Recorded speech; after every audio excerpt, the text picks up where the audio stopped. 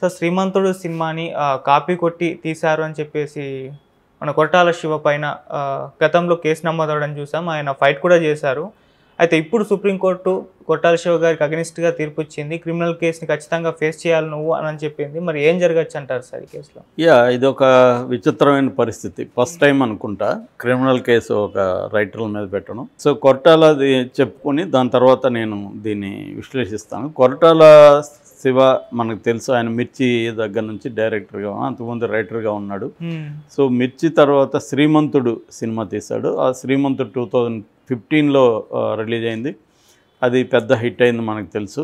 So 'శ్రీమంతుడు' release అయిన 8 నెలల తర్వాత శరత్ చంద్ర అనే ఒక వ్యక్తి, ఇది నా కథ స్వాతి పత్రికలో వచ్చింది అని చెప్పి ఆయన ప్రెస్ మీట్ పెట్టి చెప్పాడు. దాని తర్వాత నాంపల్లి కోర్టులో కేసు వేశాడు ఆయన.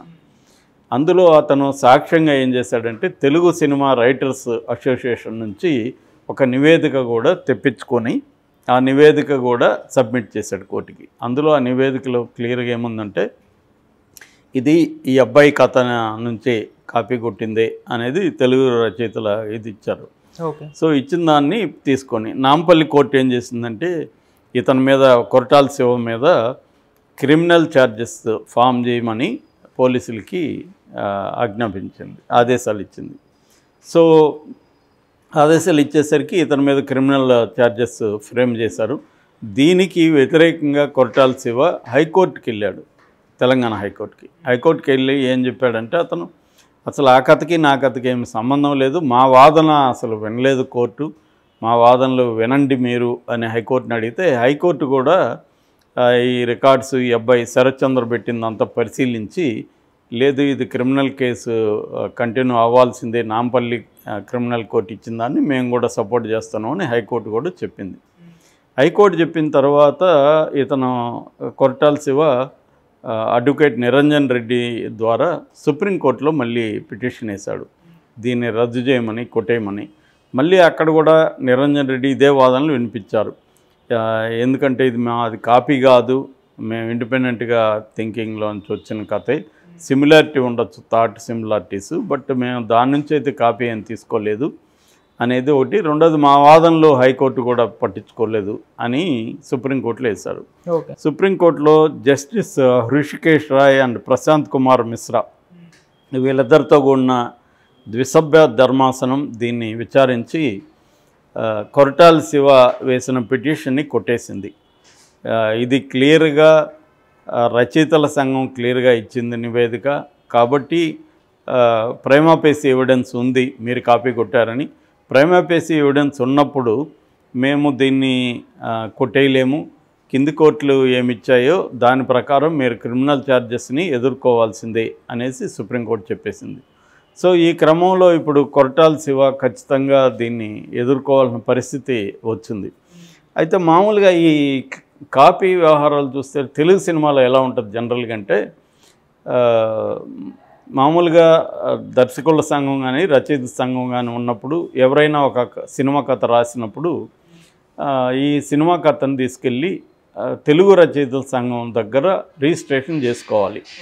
అది ఎలాగ ఉంటుందంటే పేజెస్ మినిమం అని, కొన్ని పేజెస్కి ఇంత రేట్ అని ఉంటుంది, 10 పేజీల్లో ఎంత ఉంటుంది, మినిమం 200 300 ఉంటుంది. సో అలాగా డబ్బులు చెల్లించి పేజీలను బట్టి డబ్బులు ఎక్కువ ఉంటుంది. సో చెల్లించి ఏం చేయాలంటే అక్కడ సబ్మిట్ మన ఎదురుగానే వాళ్ళు ఏం చేస్తారంటే ఆ టైటిల్ అదంతా రిజిస్ట్రేషన్ చేసుకొని స్టాంప్ వేసి ఆ రచయితల సంఘం కార్యదర్శి, అధ్యక్షుడు ఎవరో ఒక ఇద్దరు మినిమం సంతకాలు చేస్తారు.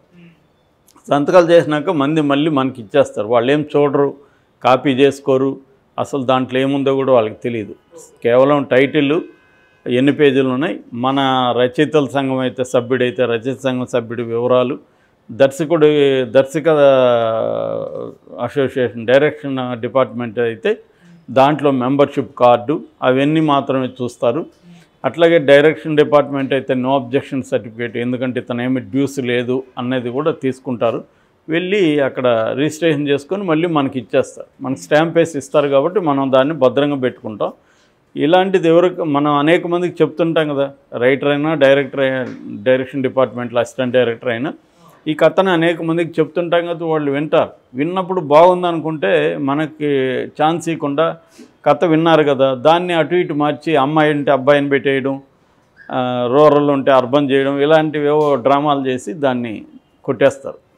కొట్టేసినప్పుడు ఇతనికి అర్థమైపోతుంది ఇది మన కథరా, వీడు ఇట్లా మార్చాడని. అప్పుడు రైటర్ల దగ్గరికి రైటర్ల అసోసియేషన్ తీసుకెళ్ళి ఇట్లా నా కథని పలానా అతను కాపీ కొట్టాడని మనం కంప్లైంట్ ఇస్తాం. కంప్లైంట్ ఇచ్చినప్పుడు అక్కడ ఒక టీం ఏం చేస్తుందంటే ఆ సినిమా చూస్తారు, ఈ స్క్రిప్ట్ని కూడా అప్పుడే చదువుతారు వాళ్ళు, అంతవరకు వాళ్ళు చదువు ఉండరు. స్టాంప్స్ అంతా వేసుంటారు కాబట్టి అది ఎప్పుడు డేట్ అవన్నీ చూస్తారు. సినిమా కంటే ముందు ఉండాలి డేట్, సినిమా తర్వాత డేట్ ఉంటే చెల్లదు. ఎందుకంటే ఆ సినిమా చూసి కాపీ కొట్టి నువ్వు రిజిస్ట్రేషన్ చేసుకోవచ్చు కదా. కాబట్టి సినిమా కంటే ముందు డేట్లో ఉంది అనుకున్నప్పుడు ఇవన్నీ చూసి వాళ్ళు ఏం చేస్తారంటే ఇది కాపీనా కాదా అనేది ఒక నివేదిక సబ్మిట్ చేస్తారు. ఆ నివేదిక తీసుకొని కోర్టుకు వెళ్ళొచ్చు అనమాట. ఇది జనరల్గా జరిగే ప్రొసీజర్. యాక్చువల్గా ఇది కాకుండా ఇండియన్ పేటెంట్ చట్టం ఉంది, ఆ చట్టం కింద కూడా మనం నమోదు చేసుకోవచ్చు, ఆ చట్టం కింద కూడా రేపు కోర్టుకు వెళ్ళొచ్చు. అవి కాకుండా ఇవేవి లేకుండా నమోదు కాయినా కాకపోయినా పబ్లిష్డ్ వర్క్ అయితే ఒక పత్రికలో వచ్చున్నా లేకపోతే బుక్గా పబ్లిష్ అయినా అది ఎందుకంటే డేటు అన్నీ ఉంటాయి కాబట్టి ఆ పబ్లిష్ అయిన వర్క్ని కూడా డైరెక్ట్గా తీసుకెళ్ళచ్చు, ఎక్కడ రిజిస్ట్రేషన్ చేయకపోయినా కూడా. అప్పుడు కూడా కోర్టులు వాటిని పరిగణిస్తాయి. ఇది జనరల్గా జరిగే ప్రాసెస్. అయితే తెలుగు సినిమా ఇండస్ట్రీలో ఈ కాపీలు అనేవి ఇప్పటిది కాదు, పురాతన కాలం నుంచి బ్లాక్ అండ్ వైట్ పెద్ద మనుషుల దగ్గర నుంచి కూడా ఈ చర్చ ఉంది. అప్పట్లో ఏంటంటే ఇంగ్లీష్ సినిమాలు ఎవరికి తెలిసేది కాదు, ఈవెన్ హిందీ సినిమాలు కూడా పెద్దగా అర్బన్ సెంటర్స్లో తప్ప తెలిసేది కాదు. దాంట్లోంచి కాపీ కొట్టేసి వీళ్ళు సినిమాలు తీసేసేవాళ్ళు. ఈవెన్ పాతాళ భైరవి కావచ్చు, అప్పటి క్లాసిక్స్ సినిమాలన్నింటిలో కూడా ఈ ఆరోపణలు ఉన్నాయి. తర్వాత ఆ మధ్య కూడా ఎవరో చెప్పారు, తెలుగు సాహిత్యంలో ఒక పెద్ద పాపులర్ రచయిత్రి, ఆమె కథను ఒకరు కొని సినిమాగా చేస్తుంటే అప్పుడు ఒక రైటర్ వచ్చి ఆ కథ విని ఇది ఆల్రెడీ హిందీ సినిమా కదా అని చెప్పాడంట. అంటే ఆవిడ హిందీ సినిమాలు చూసి నవల రాసేసింది, ఆ నవల వెరీ పాపులర్ అయింది, ఆ నవల రైట్స్ వీళ్ళు కొనుక్కున్నారు. అలా ఉంటాయన్నమాట. అంటే నవల్లో కూడా యండమూరి లాంటి వాళ్ళ మీద కూడా ఈ ఆరోపణలు ఉన్నాయి. ఆయన సిడ్నీ షెల్డన్ స్టైల్ కూడా కాపీ కొట్టేవాడు. అట్లాగే వాళ్ళ నవల్స్ వాళ్ళ దీని నుంచి అంటే నవలలు సినిమాలు ఇవన్నీ కూడా కాపీ కొట్టడం అనేది ఇప్పటిది కాదు. ఇది పైగా తెలుగుకి ఒకదానికే సంబంధించింది కాదు, వరల్డ్ వైడ్గా అన్ని హ్యారీ పాటర్ రైటర్ రోలింగ్ మీద కూడా ఈ ఆరోపణలు ఉన్నాయి. ప్లాగియారిజం అంటారు దీన్ని. ఆ మధ్య హార్వర్డ్లో చదువుకున్న ఒక అమ్మాయి కూడా ఈ ఆరోపణలు ఎదుర్కొంది. ఆ అమ్మాయి నవల్స్ పాపులర్ అయినాయి, చివరికి అమ్మాయి కాపీ కొట్టిందని. అట్లాగే సైంటిఫిక్ ప్లాగియారిజం అని కూడా అంటారు. అంటే సైంటిఫిక్ పేపర్స్ కానీ ఫిజిక్స్ ఇట్లాంటి వాటిల్లో రీసెర్చ్ చేసిన వాళ్ళు కానీ వాళ్ళది కూడా ఒరిజినల్ రీసెర్చ్ కాదు, ఇది ఆల్రెడీ కాపీ కొట్టాడు అనే కేసులు కూడా విపరీతంగా ఉన్నాయన్నమాట. సో ఇవి ఈ మధ్య ఏమైందంటే మనోళ్ళు ఇంతకుముందు హాలీవుడ్ నుంచి కాపీ కొట్టేసేవాళ్ళు. అప్పట్లో కాపీ కొడితే నువ్వు కూడా కొట్టి తీయని కూడా జావేద్ అఖ్తర్ లాంటి వాళ్ళు క్లాసిక్ రిప్లై ఉంది.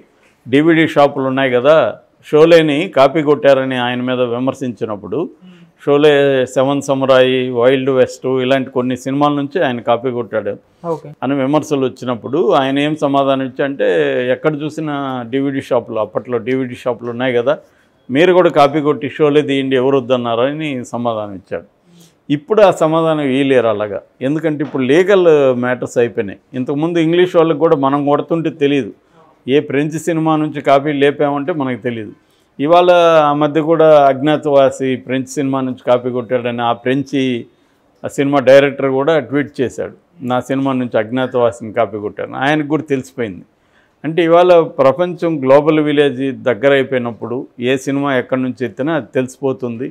కాపీ అనేది ఈజీగా కనుక్కుంటున్నారు నెట్లో. ఎవడు అందరూ ఇప్పుడు ఇంగ్లీష్ సినిమాలు చూస్తున్నారు. మొన్ననే రీసెంట్గా త్రివిక్రమ శ్రీనివాస్ ఒక మాట చెప్పాడు, ఇప్పుడు ఒకప్పుడు ఇంగ్లీష్ సినిమాలు ఎవరికి తెలిసేది కాదు, కాపీ కొడుతూ ఉండేవాళ్ళం, ఇప్పుడు కాపీ కొడితే పట్టుకుంటున్నారు. సీన్ కాపీ కొట్టినా కూడా ఆ సీన్ దేంట్లోది, ఆ మ్యూజిక్ బిట్ దేంట్లోది అన్నీ చెప్పేస్తున్నారు.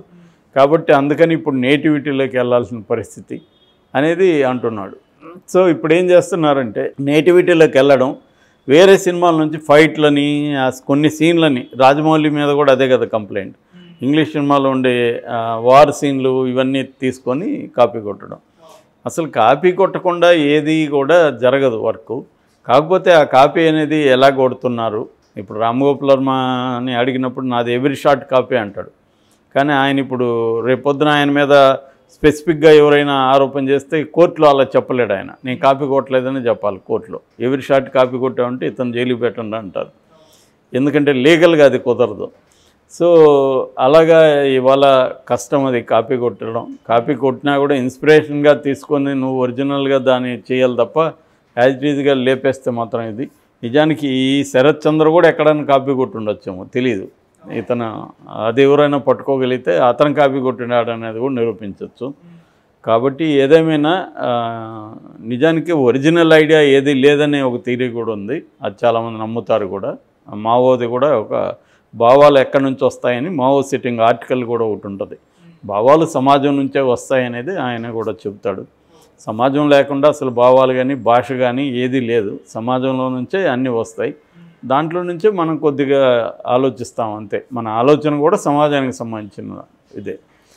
ఒక వ్యక్తిని తీసుకుపోయి చిన్నప్పటి నుంచి అడవిలో పెడితే వాడికి ఏమీ భాషే రాదు కాబట్టి ఏ భాషలో ఆలోచిస్తాడు అతను. కాబట్టి అది వేరే రకంగా ఉంటుంది అనమాట. అందువల్ల ఈ ప్రాబ్లమ్స్ అంతా ఉన్నాయి. ఇవాళ కాపీ కొట్టాలనుకుంటే చాలా జాగ్రత్తగా ఉండాల్సిన అవసరం ఉంది. ముఖ్యంగా ఒక పబ్లిష్డ్ వర్క్ని కాపీ కొడితే మాత్రం ఈజీగా దొరికిపోతావు. కాబట్టి దీని నుంచి మరి ఇతను క్రిమినల్ ఛార్జెస్ అయితే ఎదుర్కోవాలి, వేరే గత్యంతరం లేదు. నాకు తెలిసి దీన్ని ఎలా సెటిల్ చేసుకుంటారంటే బయట కోర్టు బయట ఈ అబ్బాయికి డబ్బులు ఏదో ఇచ్చి క్షమాపణలు చెప్పి అవసరమైతే ఆ సినిమాలో మళ్ళీ పేరు వేసి అట్లేదన్నా అతనితో సెటిల్ చేసుకుంటారు.